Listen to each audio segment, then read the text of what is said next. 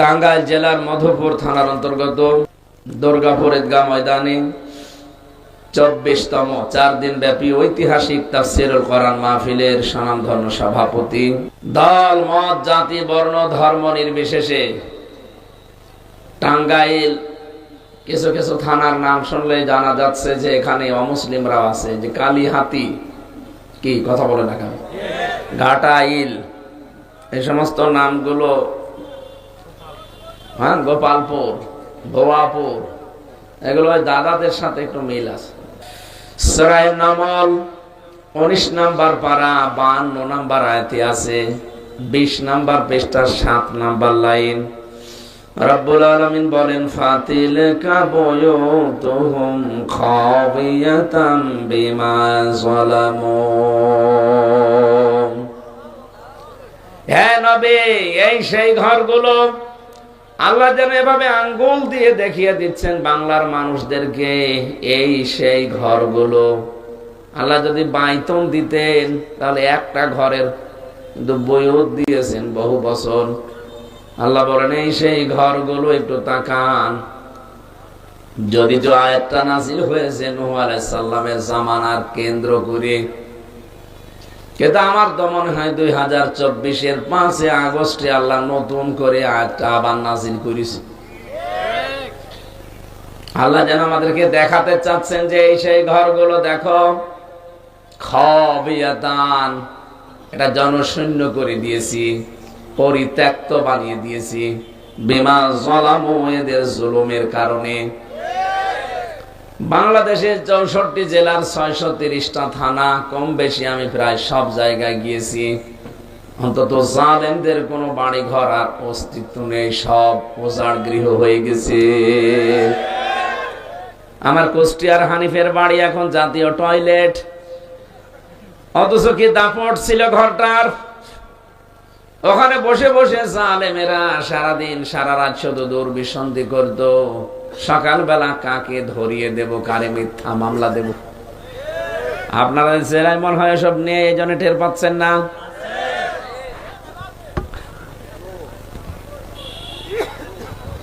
আল্লাহ পাক বলেন, এই যে তাকান, এই ঘরগুলোর দিকে কি অবস্থা করে ফেলেছি। সারা দেশের যেখানে যাচ্ছে দেখে, যে কয়েকদিন আগে কিশোরগঞ্জে গিয়েছিলাম, জেলা অফিস যেটা ছিল সেটা এখন গণ টয়লেট। একবারে 4-5 জন করে দেখি ঢুকছে, কেউ এদিকে কেউ এদিকে কেউ এদিকে, মনে হচ্ছে জামাতবদ্ধ টয়লেট চলছে। আল্লাহ এগুলো এমনি করে দেয়নি, বিমা যালামু, এদের জুলুমের কারণে। এ পর্যন্ত বলে তো আল্লাহ শেষ করে দেননি। আমাদের শিক্ষা কি এখান থেকে? এবার যারা জ্ঞানী মানুষ আছেন তাদেরকে বলছি, এর পরেরটা আমাদের জন্য। ইন্না ফি যালিকা লায়াতাল লিকাওমিন ইয়ালামুন। ইন্না দিয়েছেন আয়াতের প্রথমেই, আবার মাঝে আছে লামে তাকিদ। যারা আরবি গ্রামার বসে তাদেরকে জিজ্ঞাসা করেন, 2টা গ্যারান্টি দিয়ে নিল আল্লাহ, অবশ্যই অবশ্যই এর ভেতরে শিক্ষা আছে যারা জ্ঞানী তাদের জন্য। আমরা যদি জ্ঞানী নিজেদেরকে দাবি করি, শিক্ষা নেওয়া লাগবে। আজাদ সাহেবের যতগুলো কথা সূরা বাকারার 84 থেকে 86, এই 3টা আয়াতের উপরে উনি মেসেজ করে বাংলাগুলো বলেছে। 1500 বছর আগে নবীজিকে আয়াতগুলো জানিয়ে দিয়ে আল্লাহ জানিয়েছিলেন। আমার তো আয়াতগুলো বাংলা শোনার পরে মনে হচ্ছিল এটা যেন ঠিক 2024 সালের 5 আগস্টের আগ পর্যন্ত এই আয়াতগুলো বাংলাদেশে সব ঘটে গেছে। যা যা ওখানে আল্লাহ দিয়েছেন আরবিতে, বাংলায় উনি বলছিলেন টাচ দিয়েছেন। বিনা কারণে মিথ্যা মামলা দিয়ে একজন মানুষকে আপনি বিপদে ফেলে দিলেন। আপনি কি মনে করেন যে আপনার কিছু হবে না? যদি কেউ ধারণা করে যে আমার কিছু হবে না, তাহলে কোরআন শরীফ তো মিথ্যা হয়ে যাবে। সূরা নিসা 112 নম্বর আয়াত, আমায় ইয়াকসিব খাতিয়াতান আও ইসমান সুম্মা ইয়ারমি বিহি বারিআন ফাকাদ ইহতামালা বুহতানা ওয়া ইসমান মুবিনা। আল্লাহ তাআলা বলেন দুনিয়ায় এমন অনেক মানুষ আছে যারা নিজেরা অন্যায় করে। এই অন্যায়টা একটা নিরপরাধ, একটা আলা ভোলা মানুষের উপরে দোষটা চাপিয়ে দিয়ে নিজে সাধু সাজে। এই লোকটা যেন প্রকাশ্য পাপের বোঝা বহন করে চলছে। তার মানে একটা নিরপরাধ মানুষের উপরে কোন দোষ যদি আপনি চাপিয়ে দেন, যতদিন আপনি এই দোষ না করবেন ততদিন আপনার মরণ হবে না। এদেশে বহু অন্যায় আপনি করেছেন, ভালো মানুষগুলোকে আন্তর্জাতিক অপরাধ ট্রাইব্যুনাল বানিয়ে মানুষগুলোকে আপনি ফাঁসির কাস্টে ঝুলিয়ে দিলেন। এখন আপনি চোখে না বর্তম লক্ষ্য করেন ওই ট্রাইব্যুনালে বিচার আপনারই হচ্ছে। মরহুম সালাউদ্দিন কাদের চৌধুরী বলেছিল ট্রাইব্যুনালটা যেন ভাঙবা না। আমি তো দেখতে পাচ্ছি যা যা হয়ে গেল ঠিক এইটাই, যে করেছে তার উপরে বর্তাবে, আল্লাহ ঠিক তাই দেখিয়েছেন। গতকালকে রেড অ্যালার্ট জারি হয়ে গেছে, গণহত্যার সাথে যারা জড়িত, যারা পালিয়েছেন, এমনকি একজন সর্বপ্রধান আসামি যেটা, দাদাদের কাছে চিঠি দেওয়া হয়েছে যে ফেরত দিয়ে দেন, আমাদের মেয়ে আমাদের কাছে ফেরত দিয়ে দেন, হয় আমরা রাখবো না আল্লাহর কাছে পাঠাবো, যা করে আমরা করবো, আপনি দেন। কারণ আপনি যেই পরিচয় রেখে দিয়েছেন স্বামী স্ত্রীর পরিচয়, এতদিন যা বলতো এ পরিচয় আমরা মানি না, এ পরিচয় মানা যাবে? কারণ যার সাথে গেছে তো ফুল হাতা, আর আমাদের ফুল হাতার সাথে হাফ হাতা চাই কি করে? এখন দাদা যদি এই বয়সে এসে মুসলমানি দিয়ে হাফ হাতা হতে চায়, ও ছাতা তো শেষে হাজাম দিয়ে মুসলমানি দেবেন, গোড়া থেকে কেটে বাদ দিয়ে দেবেন। আমি আর নিচে নামলাম না, এতটুকুই তো হচ্ছে না। কোরআনে কারিমের নিষেধ সূরা বাকারা 221 নম্বর আয়াত, ওয়ালা তুনকিহুল মুশরিকিনা হাত্তা ইউমিনু। আল্লাহ পাক বলেন যতক্ষণ কোন মুশরিক ঈমান না আনবে ততক্ষণ কোন মুমিনা নারীর জন্য তাকে বিয়ে করা জায়েজ নেই। কথা বলেন না কেন? আর এর চাইতে বড় বিষয় আছে, এই পৃথিবীতে এখন সবচাইতে নিকৃষ্ট জাতির তালিকায় আগে ছিল ইহুদিদের নাম, এখন এই উগ্রপন্থী হিন্দুদের নাম। আপনি এখন ইন্টারনেট ঘাটেন, এই পৃথিবীর সবচাইতে বড় নিকৃষ্ট সাম্প্রদায়িক দাঙ্গা বাঁধাতে যারা ব্যস্ত, তারা এই প্রতিবেশী নামে কলঙ্ক, এই হিন্দু, এই মুশরিকরা। দুনিয়ার দিকে তাকালে আমরা দেখি পৃথিবীর মানুষগুলো কেউ মাটির নিচে তেল পায়, গ্যাস পায়, সোনা পায়, লোহা পায়, আরো শয়তানরা নাকি মাটির নিচে খালি মন্দির পায়।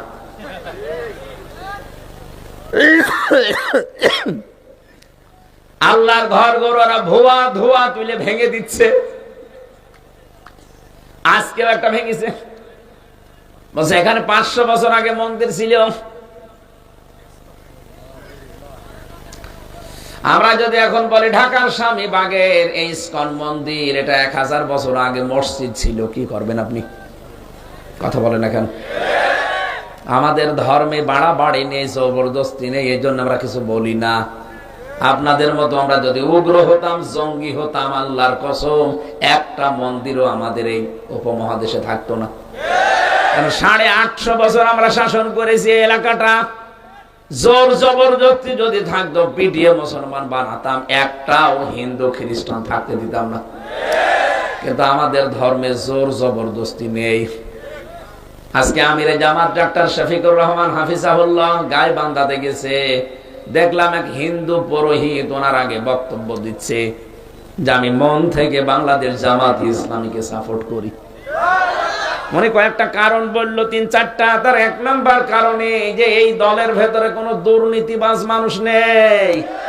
একটা হিন্দু পুরোহিত ঠাকুর,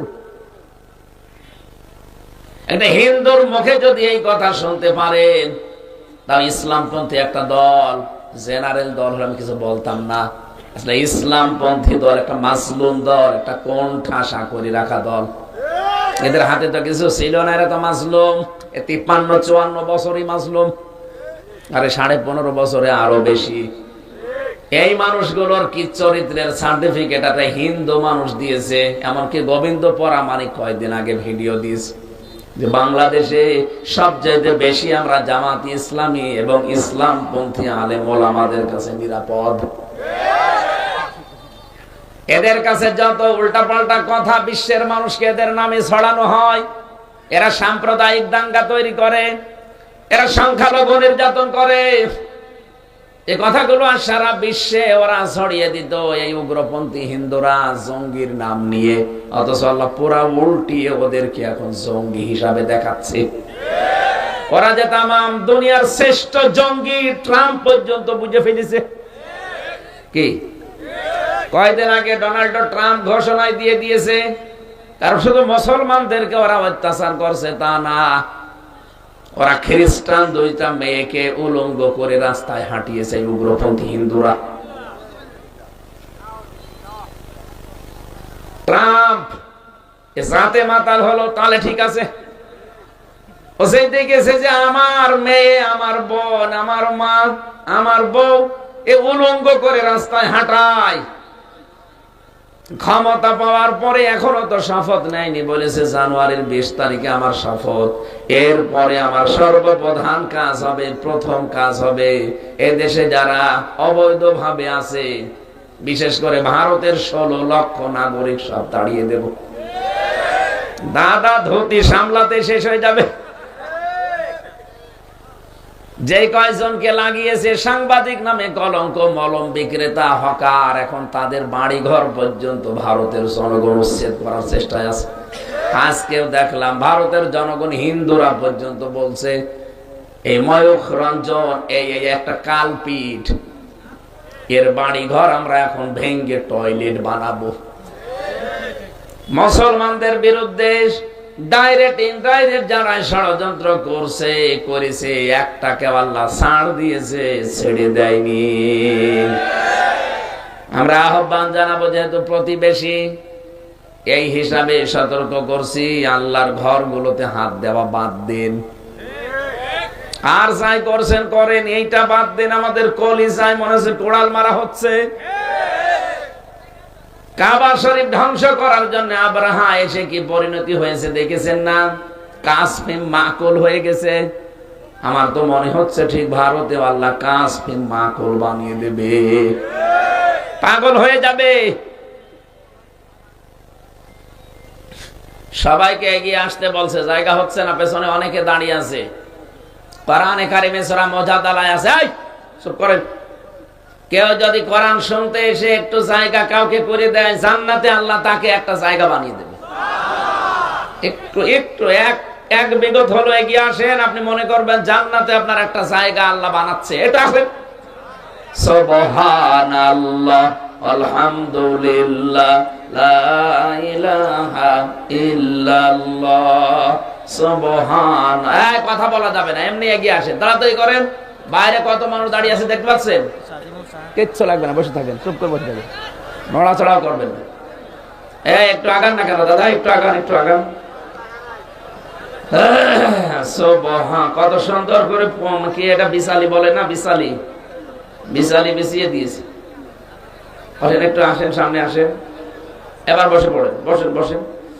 সুবহানাল্লাহ, আলহামদুলিল্লাহ, লা ইলাহা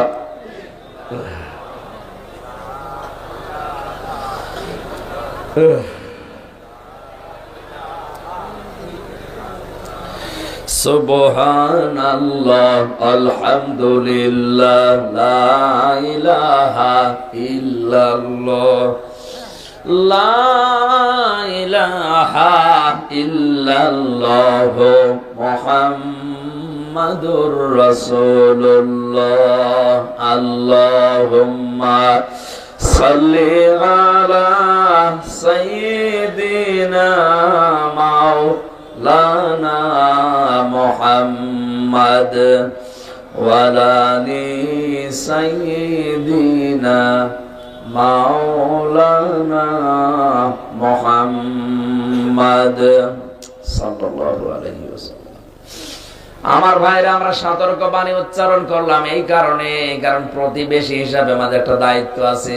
বিপদে পড়বেন এই উগ্রপন্থী একটা মানুষের কারণে আমরা যেমন বিপদে পড়িয়াছি। আজ বিশাল একটা বোঝা আমাদের ঘাড়ের উপরে দিয়ে লোকটা চলে গেল। 2780 জন মানুষ এখন হাসপাতালের বেডে কাতরাচ্ছে।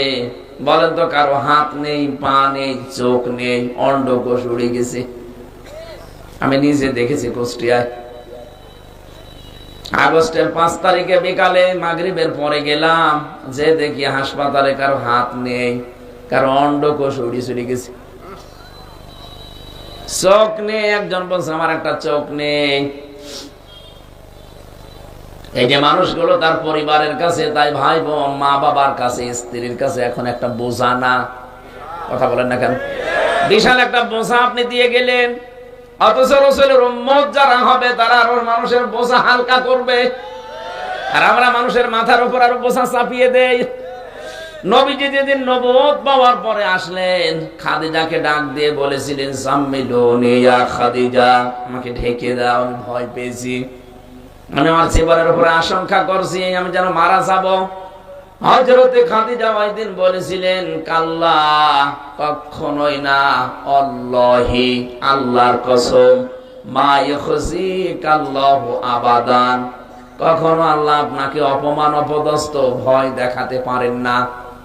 ইন্নাকা লা তাসিলুর রাহিমা, আপনি তো রক্তের সম্পর্ক ঠিক রাখেন, আপনি আত্মীয়তার সম্পর্কগুলো ঠিক রাখেন, দুনিয়ায় কেন ভয় পান?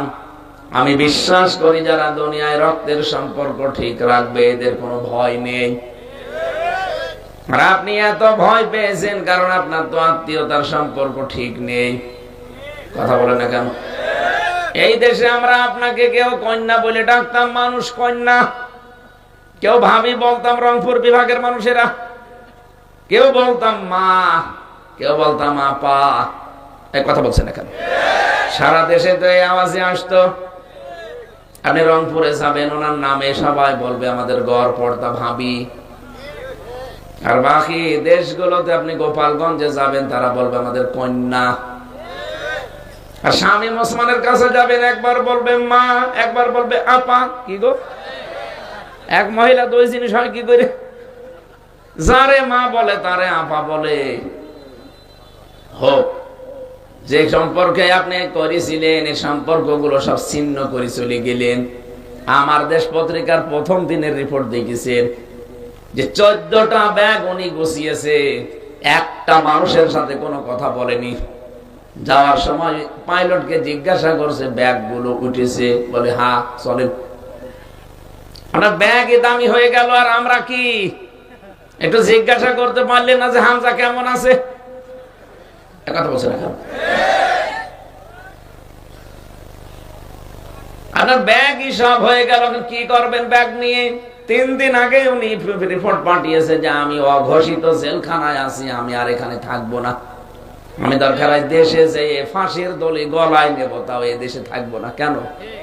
আত্মীয়তার সম্পর্ক সব, রক্তের সম্পর্ক শেষ করে চলে গেলেন, বিশাল বোঝা মানুষের ওপরে দিয়ে গেলেন, আর এখন বলছেন আমি থাকবো না।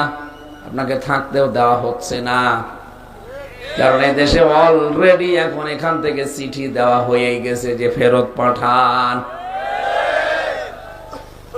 এখান থেকে আমরা যারা বেঁচে আছি আমাদের শিক্ষা আছে, নিজে অন্যায় করার পরে যদি সত্যি নিরপরাধ কোন মানুষের উপরে দোষ চাপিয়ে দেন, আল্লাহর কসম আল্লাহ কিন্তু বিপদে আপনাকে ফেলবেই। নয়তো তো কোরআনের আয়াত, সূরা নিসার 112 নাম্বার আয়াত নাজিল করা একটা সমস্যা না? আল্লাহ কি আমাদের জন্য মিথ্যাবাদী হবেন? অবশ্যই এই কাজ তিনি ঘটাবেন। আমারে যারা মিথ্যা মামলা দিয়ে 3টা বছর বিনা কারণে আমার জীবন থেকে নষ্ট করে দিলেন, এখন আপনি কোথায় আছেন? বাড়িতে তো থাকতে পারেন না, দেশেও থাকতে পারছেন না।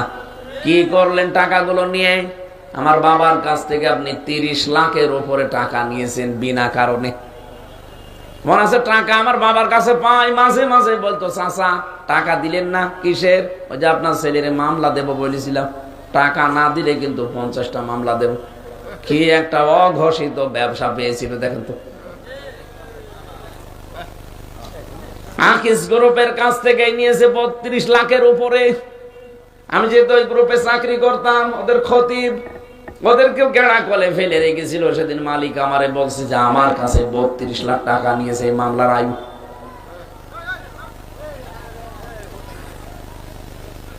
কি হয়েছে, সেই টাকা কোথায়? টাকা এখন দেন। সেদিন মামলার আয়ু আমারে কল দিয়ে বলছো, হুজুর আমারে মাফ করে দিয়েন।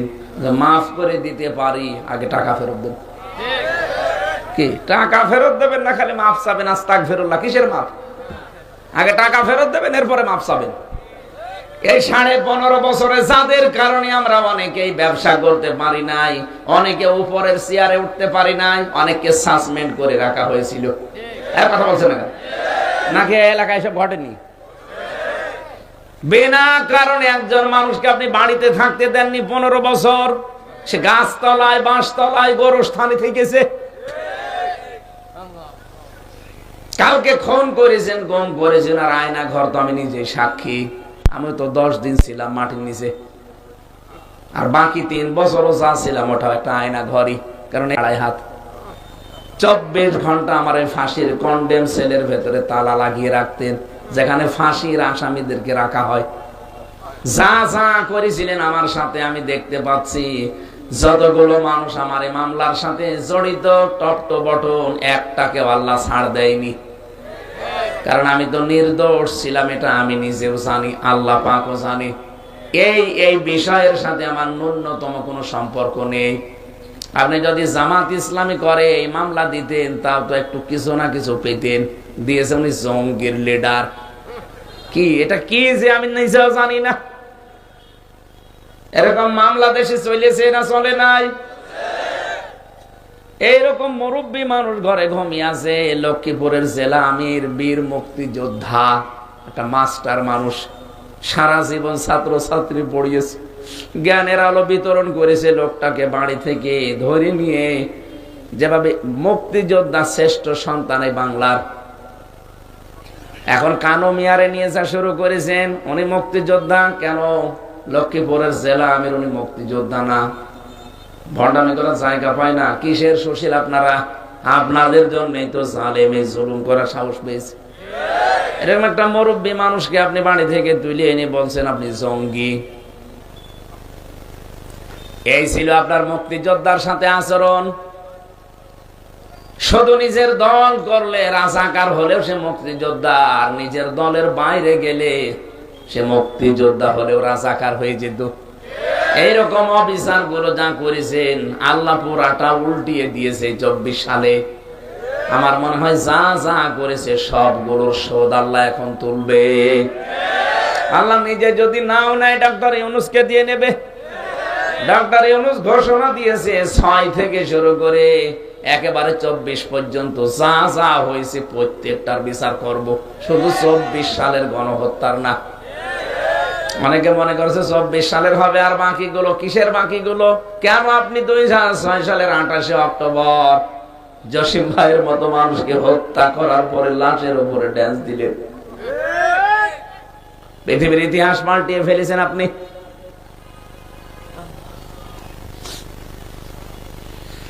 পৃথিবীর ইতিহাস আমি পাইনি যে কোনো মানুষ হত্যা করার পরে তার লাশের উপরে জাহিলি যুগেও ড্যান্স দিয়েছে, আমি পাইনি।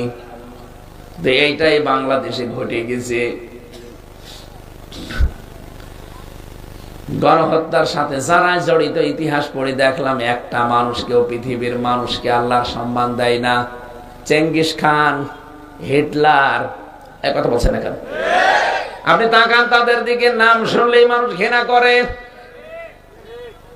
সত্যি গণহত্যা এটার সাথে যারা জড়িত, কারণ একটা মানুষের জীবন আল্লাহর কাছে এত দামি। বিনা কারণে একজন মানুষকে যদি কেউ হত্যা করে, আল্লাহ বলেন তামাম দুনিয়া ধ্বংস করে দিতে আমি একবারও ভাববো না। বলেন তো কিয়ামতের ময়দানে সর্বপ্রথম জাহান্নাম উদ্বোধন করা হবে যেই লোকটাকে দিয়ে, তার নাম কি? হ্যাঁ, কাবিল। মানুষ হত্যা করেছে সর্বপ্রথম এই দুনিয়ায়। কিয়ামতে রক্তের বিচার আগে করা হবে, সর্বপ্রথম খুনের বিচার হবে। এই লোকটা কিয়ামতে সর্বপ্রথম জাহান্নাম উদ্বোধন হবে এই খুন করার কারণে। দুনিয়াতে যত খুন হয়েছে তারা ওই হাবিলের সাথে লাইন ধরে সারিবদ্ধ হয়ে যাবে। ওই সময় দেখতে পাবেন হাসিনা ওই লাইনে আছে। কারণ মহিলা শুধু 24 সালে 2632 জন মানুষ হত্যা করেছে তার নির্দেশে। আমার দেশ একেবারে সরাসরি ভিডিও লাইভ করে দেখিয়েছে, সব প্রমাণ তার কাছে আছে। যেদিন যাবে ওই দিন পর্যন্ত চেষ্টা করেছিল আরো বড় করে মেসাগার করার, কিন্তু পারে নাই। এদেশের দেশপ্রেমিক কিছু সৈনিকের কারণে পারে নাই। পারে তো নাই, ও তো বসে নেই। ওখানে যাবার পরও দিল্লিকে বলেছে যে বাংলাদেশ অ্যাটাক করো। মানুষ এত বড় বিশাল বোঝা, ক্ষত চিহ্ন আমাদেরকে দিয়ে গেলেন, দুঃখের বোঝা, কষ্টের বোঝা, চিন্তার বোঝা, ঋণের বোঝা পর্যন্ত দিয়ে গেছে। এই দেশে এখন একটা মানুষ জন্ম নিলে 1,10,000 টাকা তার মাথার উপরে ঋণ। এত বড় বিশাল বোঝাগুলো দিয়ে আপনি ক্ষান্ত হননি। 14টা ব্যাগ নিয়ে চলে গেলেন। আপনি তো কিয়ামত পর্যন্ত বাঁচলে অসুবিধা নেই, সবগুলো খেতে পারবেন। কিন্তু আমাদেরকে কি কোন জায়গায় রাখলেন? এই জন্যই তো কারোর সাথে কথা বলেনি যে ব্যাগ উঠেছে, হ্যাঁ উঠেছে, ঠিক আছে চলো, আর কারোর সাথে দরকার নেই। এমনকি কাওয়া কাকুর খোঁজও নেয়নি।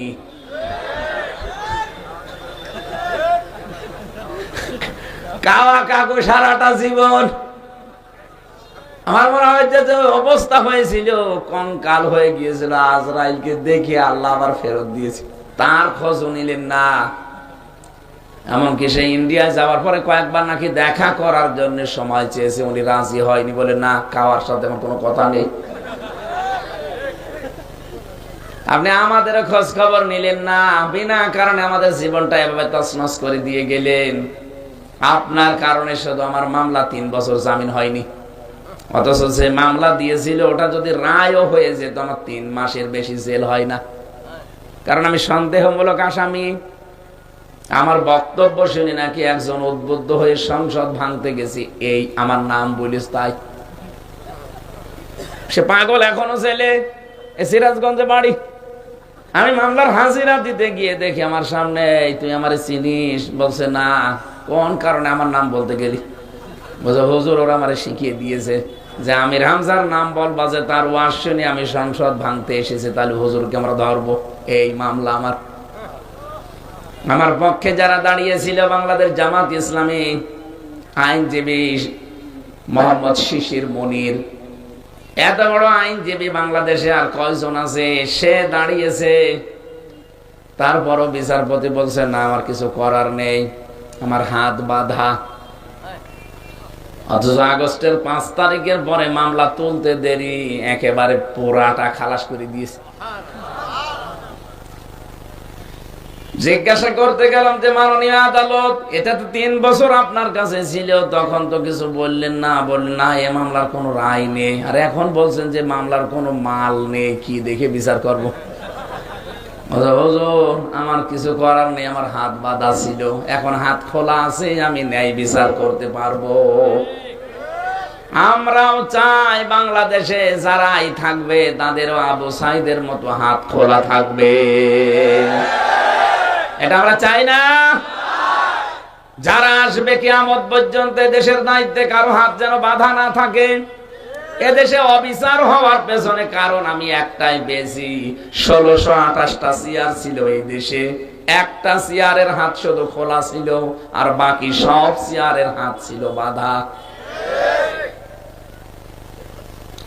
আপনাদের এখানে যিনি ছিল ভোলা নাকি যেন, ওনারও উপরে উপরে যা কথাবার্তা, ওনারও হাত বাঁধা ছিল না, যা বলতে বলতো উনি তাই বলতো। শুধু একজনের হাত খোলা ছিল, তাছাড়া বাকি যে যায় বলুক না কেন সব ওনার পেছনে। আমরা চাই ওইটা না, আমরা চাই সবার হাত খোলা থাকবে। আজকের বিচারপতির হাত খুলে দিতে দেরি, আমার মামলা কত কঠিন মনে করতো, অথচ একেবারে পানির মতো হয়ে গেছে। বিনা কারণে এগুলো যারা চাপিয়ে চাপিয়ে মানুষের জীবনটা নষ্ট করে দিয়েছেন, আল্লাহ যেন ঠিক উল্টিয়ে ওই অপরাধটাই বনালে আপনার বিচার আজ জনগণের সামনে করাচ্ছে। কি হবে বলেন তো? যদি এখন সরকার ফেরত দিতে তো বাধ্য, বরং বন্দি বিনিময়ের চুক্তি আছে। চিঠি যখন দিয়েছে দেশের রাষ্ট্র থেকে অবশ্যই ফেরত দেওয়া লাগবে। আর ওনার 165টা মার্ডার মামলা, একটা মার্ডার করলেই তো মার্ডার করা যায়, তারে আবার ফাঁসি দেওয়া যায়। আর 165টা। এখন যে জল্লাদ আছে ইলিয়াস, এর আগে ছিল শাহজাহান জল্লাদ, ও মরে গেছে। এখন যেটা দায়িত্বে আছে ফাঁসি দিয়েছে, ওর নাম ইলিয়াস, ও বাড়ি চট্টগ্রামে, ও কিন্তু মার্ডার মামলার আসামি। আমার একদিন ফাঁসির ওই কন্ডেম ছেলে এসে বলছে, হামজা ভাই আপনি এগুলো বাইরে যেতে পারেন, পারিবারিক জীবন নিয়ে কিছু বলবেন। আমি কিন্তু খুব বড় অপরাধ করি নাই। 17 বছর আমি সৌদি আরবে ছিলাম, বাংলাদেশে এসে বিয়ে শাদী করলাম, আর 30 বছর আমার এখন জেল। আমি ফাঁসির মামলায় ছিলাম, সেখান থেকে যাবজ্জীবন জেলে দিয়েছে, তার মানে 30 বছর থাকা লাগবে। কি অপরাধ আপনার? বিয়ে করার পরে বোর সাথে আর আমার মার সাথে মিল নেই। আমার মাকে আর আমার বোনকে কিছু দিলেই বোর খালি গান গানানি, ওর ভাল লাগে না, শুধু আমার কাছে মুখে মুখে তর্ক করে। আমি নিজে কামাই করলাম 17 বছর, আমি সৌদি আরবে এত পরিশ্রম করি, আমার বউকে আমি দেব। আরো কি বলে বারবার, শুধু আমার মায়ের নামে খোটা দেয়। পরে সংশোধন করার জন্য একটা থাপ্পড় দিলাম, ও ছাতা মরে গেছে। হ্যাঁ, একটা থাপ্পড় দিয়েছিলাম, ও দেখি ছাতা নেই, মরে গেছে।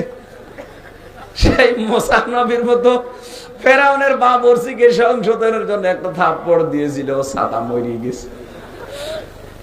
কারণ বাবা মা মামলা দিয়েছে, মার্ডার মামলা। এখন আমি 30 বছর জেল খাটছি। আমার সরকার দায়িত্ব দিয়েছে জেলখানার কর্তৃপক্ষ যে মানুষকে ফাঁসি দিবা। আমি বের হওয়ার কয়েকদিন আগেও একজনকে দেখলাম আমার সামনে ফাঁসি দিল। ওই লোকটাই, উনি মেন দায়িত্বে ছিল ওই সময়। তো বলেন তো, এই লোকটার অপরাধ খুব বড় না? সংশোধনের জন্য একটা থাপ্পড় দিয়ে সারাটা জীবন এখন তার ওই 4 দেওয়ালের মাঝে মানুষের লাথি গোতা খেয়ে কাটার লাগছে।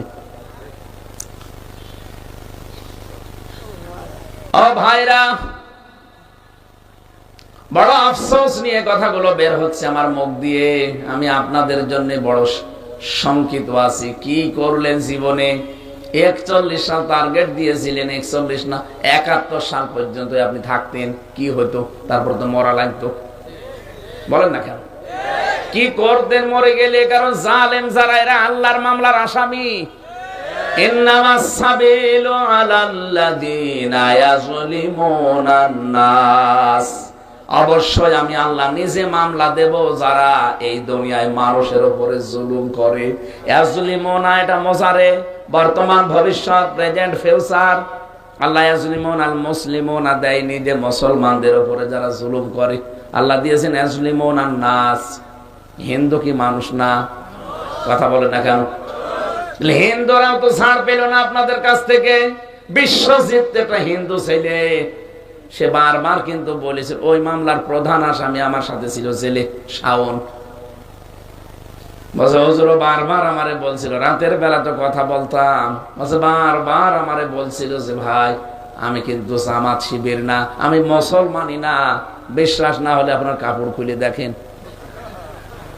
তারপর ওরে ছাড়ি নাই, রামদা দিয়ে কোপাতে কোপাতে ওরে জায়গায় শেষ করে দিয়েছি। কিন্তু আমি কি করলাম? আমার এখন আফসোস লাগে, আমার 30 বছর এখন জেল।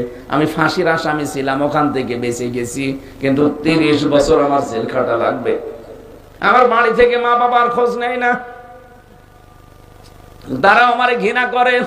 দলের জন্য যা করলাম, যার কথা মতো, তারা আবার খোঁজ নেয় না। আমার জীবনটা এখন নরক হয়ে গেছে। এখান থেকে তো শিক্ষা নেওয়া যায়, যদি একবার আটক হয়ে পড়েন, আপনার জন্য কিন্তু কেউ খোঁজ নেবে না। আপনি তার একামতে দিনের কর্মী না, খাদেম না, একামতে দিনের জন্য কিছু করেন না। যে এরকম মানুষগুলো দুনিয়ায় আছে, তাদের বাবা মা যেমন, তাদের কাছে একামতে দিনের কর্মী না ওই রকম, তারা খোঁজ নেবে। আপনি তো যাদের জন্য যা করেন প্রত্যেকেই জালেম, আর জালেমরা তাদের নিজেদের চিন্তায় ব্যস্ত থাকবে। দেখেননি জালেমরা যা যা পালিয়েছে, কেউ কারোর সাথে যোগাযোগ নেই, কারণ যোগাযোগ করলে সে ধরা খায়। এজন্য মানুষ যখন নিজে অন্যায় করে একটা ভালো মানুষকে চাপিয়ে দেয়, আল্লাহ পাক বলেন ওই দোষটা আমি নিজে ওর উপরে চাপাই আবার, কারণ এটা কিন্তু গীবত হয় না, এটা তহমত হয়ে যায়। একটু ভালো করে খেয়াল করেন, একটা হাদিস শোনাচ্ছি, এদিকে তাকান। আমরা যেন আমাদের জীবনে এরকম কিছু না ঘটিয়ে ফেলি, এই জন্য বলছি এটা কয়েক মিনিট, নাকি বলবো না? ইমাম মালিক রহমতুল্লাহ আলাইহির জামানায় আমি নিজে পড়েছি, ওই জামানায় একজন মহিলা মারা যায়, আর একজন মহিলা পাশের বাড়ি থেকে গেছে তাকে গোসল দিতে। তার পেশাব পায়খানা পরিষ্কার করার পরে গোসল দিতে দিতে হঠাৎ মনের ভেতরে একটা ধারণা এসেছে, তুমি তো উপরে ফিটফাট, ভেতরে তোমার সদরঘাট, তার মানে একটা জেনার তহমত দিয়েছে তার উপরে। তার সাথে নাকি একটা পুরুষকে একদিন রিকশায় যেতে দেখেছি, গাড়িতে। আজ আমরা অনেকে এই যে ধারণার বশবর্তী হয়ে একজনের উপরে আন্দাজে একটা দোষ চাপিয়ে দেয়। আরে ভাই, রিকশায় যাচ্ছে দুইজন, ও তো ওর মাও হতে পারে, ওর বোনও হতে পারে, এই কথা বলছেন না? আপনি যে উল্টা ধারণা করে তার একটা কিছু তীর নিক্ষেপ করে দিলেন তার উপরে, আপনি জানেন এর গোনা কি? মেয়েটা বলে আমি এই কাজ করছিলাম, হঠাৎ করে একটা ধারণা নিক্ষেপ করলাম যে তুমি আজকে মারা গেছো, 3 দিন আগেও তোমার সাথে আমি একটা পুরুষ মানুষ দেখেছি, কিন্তু লোকটা যে কে ছিল আমি জানি না। পরবর্তীতে তার এই ঘটনা ঘটে যাওয়ার পরে জিজ্ঞাসা করলাম যে আমি 3 দিন আগে এর সাথে একজন দেখেছিলাম, ওইটা কে? তখন ওর স্বামী নাকি জানিয়েছে যে ওইটা আমার আপন শালীর ছেলে। শালীর ছেলে ওই মেয়ের জন্য কি হয়? খালা। কি হয়? খালার সাথে দেখা করা জায়েজ নেই? এক কথা বলছেন না কেন? 14 জন পুরুষ মানুষের সাথে দেখা করতে পারবে মেয়েরা, কয়জন?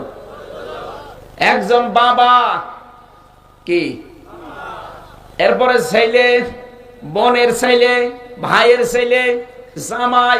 জামাই মানে মেয়ে যার সাথে বিয়ে দিয়েছেন তার সাথে, এটার কি বলে? জামাই। এরকম 14 জনের তালিকা আছে সূরা নিসায়, এদের সাথে আপনি দেখা করতে পারবেন। হ্যাঁ, শর্ত হচ্ছে মুখমণ্ডল, হাতের কবজি আর পায়ের পাতা বাদ দিয়ে পুরা শরীর কিন্তু ঢেকে রাখা লাগবে। আপনি আপনার আপন ভাইয়ের ছেলে হোক, বোনের ছেলে হোক, আপনার মেয়ের যে জামাইটা আছে ওই জামাইয়ের সামনে মাথার চুল খুলে দিয়ে থাকতে পারবেন না, কারণ এটা পর্দার ভেতরে। চুল শুধু দেখতে পারবে আপনার স্বামী। কথা বুঝতেছেন? মেয়েটা বলছে আমি যখন তার রানের উপরে হাত দিয়েছি, লাশ ধোয়াতে ধোয়াতে লজ্জাস্থানের পাশে যখন হাত দিয়েছি, আমার হাত গেছে আটকিয়ে, আর খোলে না। যত চেষ্টা করি না, হাত খুলতে পারি না। এলাকার ইমাম যিনি আছে তাকে বললাম কি করা যায়। উনি রায় দিয়ে দিলে, এক কাজ করেন, এই জীবিত মহিলা তার হাত কাটা যাবে না, ওই যে লাশ আছে যে মহিলাটার, ওই লাশের ওই জায়গা থেকে চামড়া কেটে বাদ দিয়ে দেন, কিন্তু ওর স্বামী আর সন্তান বাদ সেজেছে। কি বলেন আপনি? আমার স্ত্রী মারা গেছে, আমার মা মারা গেছে, আমার মা ভালো মানুষ ছিল, আমরা এটা করতে দেব না। মরে গেছে, এখন আপনি লাশ কাটবেন, হবে না। দরকার ওই জীবিত মহিলার এ হাত কেটে বাদ দিয়ে দেন। জীবিত মহিলার স্বামী আর সন্তান দৌড়িয়ে এসে বলে, কি বলেন? আমরা আসলাম উপকার করার জন্য, আর আপনি এখন জীবিত মানুষের হাত কাটবেন না, আমরা হতে দেব না। ইমাম সাহেবের কথা চলে না, আরেকটু বড় চান, এ দেশের প্রধান বিচারপতি যে আছে তারা ডাক দেন। ওই দেশে তখন মদিনার দায়িত্বে ছিল প্রধান বিচারপতির ইমাম মালিক রহমতুল্লাহ আলাইহি। তাকে ঘোড়ায় করে নিয়ে আসা হচ্ছে 80 কিলোমিটার দূরে, কিন্তু এই মহিলার অনেক ঘন্টা চলে যাচ্ছে, প্রসাব পায়খানা করা লাগবে, নড়তে পারে না, চড়তেও পারে না, তুললেই লাশ উঠে চলে আসে। কি একটা ঝামেলায় পড়ে আছে, কি করি। ইমাম মালিককে খুব দ্রুত নিয়ে আসা হচ্ছে, পর্দা দিয়ে ঘিরে দেওয়া আছে। ডাক দিয়ে বলে, মেয়ে সত্যি করে বলো কি করেছো? মেয়েটা বলে, ইমাম সাহেব আমি কিচ্ছু জানি না, কিচ্ছু করি নাই, আমি অসুস্থ হয়ে যাচ্ছি, আমি বিরক্ত, আমি অপারগ হয়ে গেছি, অনেকক্ষণ আমার হাত লাগানো আছে, আমি নড়াতেও পারি না, প্রাকৃতিক প্রয়োজনে যাব তাও পারছি না, আপনি তাড়াতাড়ি কি করবেন করেন। ইমাম সাহেব ডাক দিয়ে বলছে, দেখো সত্যি কথা বলো, আমার কাছে কিন্তু রাডার আছে, কোরআনে কারীম এবং নবীর হাদিস আমি জানি, আমি কিন্তু সব ধরে ফেলতে পারবো। তাড়াতাড়ি বলো কি করেছিলে? মেয়েটা এবার ধমক খাওয়ার পরে শেষে এবার বলতে আরম্ভ করেছে, ইমাম সাহেব, আমি এই মেয়েটার লাশ ধোয়ানোর সময় একটা খারাপ ধারণা নিক্ষেপ করেছিলাম। এই কাজ আমি এর পরবর্তীতে এনার স্বামী আর সন্তানের কাছে শুনলাম যে ছেলেটাকে নিয়ে একটা খারাপ ধারণা, জেনার তহমত, ব্যভিচারের তহমত দিয়েছিলাম। অথচ ছেলেটা তার নিজের বোনের ছেলে, তার মানে কি হয়? খালা হয়। এর সাথে তো আর পর্দার সমস্যা নেই, তার সাথে তো যেতেই পারে। কিন্তু আমি তো অন্য মানুষ মনে করে একটা তীর নিক্ষেপ করেছিলাম, ব্যভিচারের একটা খারাপ ধারণা। এই কারণে আমার মনে হয় হাতটা আটকিয়ে গেছে। ইমাম মালিক আমি যে আয়াতটা পড়লাম সূরা নিসার 112 নম্বর আয়াত, এইটাই পড়ে শুনিয়েছিলেন। অমায়াক সিব খাতিয়াতান আও ইসমান সুম্মা ইয়ারমি বিহি বারিয়ান ফাকাদ হিতামালা বুহতানা ওয়া ইসমান মুবিনা। আল্লাহ পাক বলেন, এই পৃথিবীতে নিজে অন্যায় করবে, নিজের চরিত্রই খারাপ, অথচ একজন নিরপরাধ নারীর উপরে যদি কেউ দোষটা চাপিয়ে দেয়, ও যেন প্রকাশ্য পাপের বোঝা বহন করে নিয়ে বেড়ায়। তুমি যে নিজে কোনো দোষে হয়তো দোষী, একটা ভালো মানুষের উপরে, সতী সাধবী নারীর উপরে দোষটা চাপিয়ে দিলে, জেনার তহমত। আল্লাহ এই জন্য পাপের বোঝা তোমাকে আগে আটকিয়ে দিয়েছে। সূরা নূরের 4 নম্বর আয়াতটা তেলাওয়াত করে তাকে শোনালেন, মেয়ে শোনো। ওয়াল্লাযীনা ইয়ারমুনাল মুহসানাতি সুম্মা লাম ইয়াতু বিআরবা'তি শুহাদা ফাজলিদুহুম সামানিনা জালদা ওয়ালা তাকবালু লাহুম শাহাদাতান আবাদা ওয়াউলাইকা হুমুল ফাসিকুন।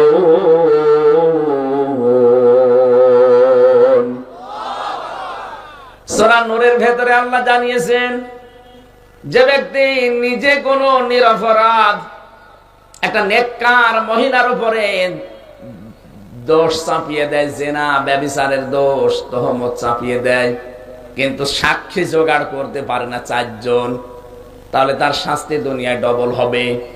1 নম্বরে ওই মহিলার কোনোদিন কোনো সাক্ষী আদালতে গ্রহণ হবে না। 2 নম্বরে তাকে 80টা বেত মারা লাগবে চামড়ার চাবুক দিয়ে। এ শাস্তির বিধান কার? ইমাম মালিক মেয়েটাকে বলেছিলেন, মহিলা, আমার কাছে নবীর হাদিসের রাডার আছে, মান সালিমাল মুসলিমুনা মিন লিসানিহি ওয়া ইয়াদিহি। ওই লোকটাই মুসলমান যার হাতের দ্বারা, মুখের দ্বারা অন্য মুসলমানেরা নিরাপদ থাকে। তোমার মুখের কথার দ্বারা আর হাত দিয়ে কাজ করছিলে, 2টার দ্বারা এই মহিলা কষ্ট পেয়েছে বিনা কারণে।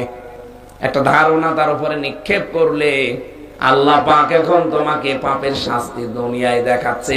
এই যে হাতটা আটকিয়ে গেছে, এটা তোমার পাপের বোঝা। আমি কোরআনে কারীম জানি, যেহেতু 2টা বিধান এখন কার্যকর করা হবে, এই দেশে কোরআনের আইন চলে। 1 নম্বরে তোমার সাক্ষী কোনদিন আর মরণ পর্যন্ত গ্রহণ করা হবে না, ওয়ালা তাকবালু লাহুম শাহাদাতান আবাদা। 2 নম্বরে মিয়াতা জালদা, তোমাকে আমি এখন 80টা বেত্রাঘাত করব। জাল্লাদকে বললেন, মেয়েটার পিঠে চাবুক আরম্ভ করো। জাল্লাদ 79টা মেরেছিলেন। কয়টা? কিন্তু হাত খোলে না। জাল্লাদ বলছে, ইমাম সাহেব বিচার থামান, 79টা হয়ে গেছে, এখনো তো হাত খোলে না, কি করেন আপনি?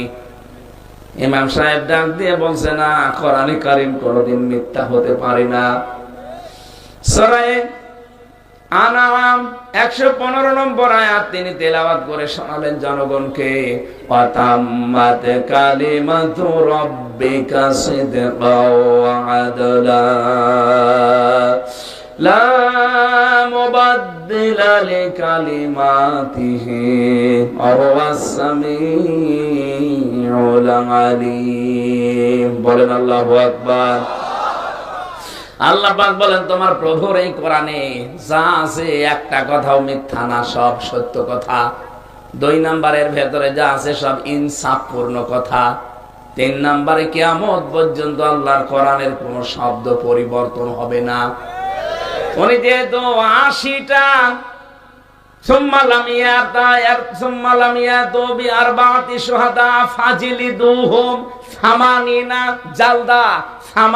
মানে 80, জালদা মানে চামড়ার চাবুক।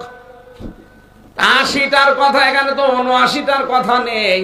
80টার কথা যখন আছে আর একটা চাবুক বাকি আছে, কিন্তু হাতটা ওই অবস্থায় আছে, খোলে না।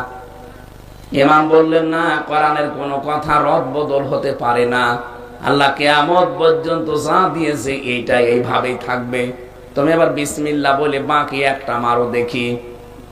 জাল্লাদ এবার আল্লাহু আকবার বিসমিল্লাহ বলে একটা ওই যে 80 নাম্বারটা মারলেন, চট করে হাত খুলে গেছে।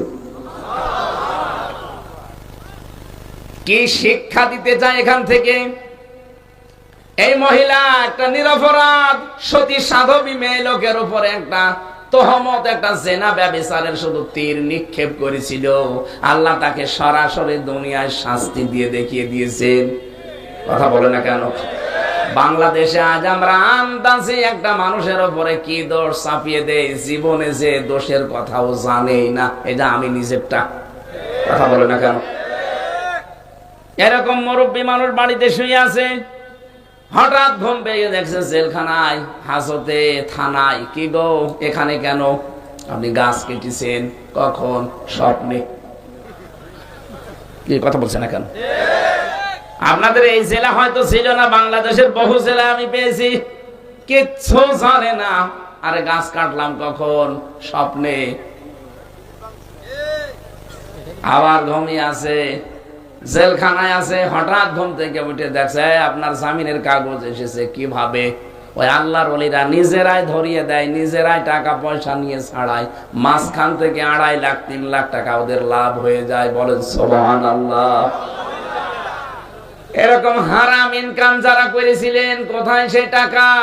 ইয়ামহাকুল্লাহুর রিবা ওয়া ইউরবিস সাদাকাত আল্লাহু লা ইউহিব্বু কুল্লা মুখতালিন ফাখুর। আল্লাহ বলেন আমি সুদকে ধ্বংস করি, হারামকে ধ্বংস করে দেই, আর সাদগা যাকাতকে বৃদ্ধি করি, বৈধ করে দেই। আপনি দেখেন 15.5 বছরে কত কামিয়েছিল, একটাও এখন ভোগ করার কায়দা নেই। এই দরবেশ 36,000 কোটি টাকা মারিং কাটিং করলো, অথচ এখন সানের উপরে শুয়ে আছে। এক কথা বলেন না কেন? এখন মাটিতে শুয়ে থাকা লাগছে। কি হইলো আপনার টাকা দিয়ে? সারা দেশের মানুষের এখন বরদোয়া, কারণ সারা দেশের মানুষের টাকা ওই ব্যাংকে ছিল, আপনি মারিং কাটিং করেছেন। গত পরশুদিন একটা রিপোর্ট পেলাম, এই দেশে 15.5 বছরে প্রত্যেক বছরে 42,000 কোটি টাকা পাচার হইতো। আপনি হিসাব করতে পারেন, পদ্মা সেতু মতো এত বড় ব্রিজ তাও দুর্নীতি করেছে, এইটা বানাতে মাত্র 32,000 কোটি টাকা খরচ, আর এক এক বছরে পাচার হইতো 42,000 কোটি টাকা। এই জন্যই তো সাহস নিয়ে বলতো আমরা নিজের টাকায় বানাবো, কারণ জানে যে যত টাকা পাচার করি অসুবিধা নেই। আমি নিজে দেখে এসেছি মালয়েশিয়া, নিজে দেখে এসেছি। কেউ বেগম পাড়া বানিয়েছে, কেউ সাহেব পাড়া বানিয়েছে। কই সব তো তালা মারা, কেউ থাকে না। ভাড়া সব এখন ওই সাহেব পাড়াও থাকে না। কয়েকদিন মালয়েশিয়া থাকলাম, সাহেব পাড়ায় পাইনি, সব তালা লাগানো, সব থাকে হোটেলে। যে হোটেলে উঠি নেমে দেখি 2টা শয়তান। কি গো? ও আগেই পালিয়েছে। আমি আবার আহ্বান জানাচ্ছি, হাতে পায়ে ধরে বলছি, ভাই যাদের উপরে যে দোষ চাপিয়ে দেন, সত্যি যদি ওই দোষ ওর ভেতরে না থাকে, আপনি কিন্তু দুনিয়ায় ওই দোষ আপনাকে দিয়ে আল্লাহ করাবে। এজন্য সাবধান আমরা। আল্লাহ ওই ঘরগুলো দেখাতে বলেছিলেন এমনি না, আল্লাহ জানাতে চেয়েছেন 2005 সালে 24 সালের 5 আগস্টে মাত্র 3.5 ঘন্টার ব্যবধানে সারা দেশের জালেমদের ঘর যদি উজাড়, সারা দেশের জালেমদের ঘর যদি পরিত্যক্ত বানিয়ে দিতে পারি, আগামীতে যারা আশায় বুক বেঁধে আছে, আজাদ সাহেব বলছিলেন না, অনেকেই বুক বেঁধে আছে, আগে চেয়ার পায়, কি করে দেখেন? চেয়ার না পেয়ে আপনি যা শুরু করেছেন, জনগণ সব বুঝে ফেলেছে। যে সাদা হাতা থালা হাতে পায়নি তাই সাদাবাজি করে, ও থালা হাতে পেলে কি করবে? কিন্তু আমিরে জামাত ডাক্তার শফিকুর রহমানের ডাইরেক্ট ঘোষণা, এদেশে আমরা সাদাবাজি করি না, কাউকে করতেও দেব না।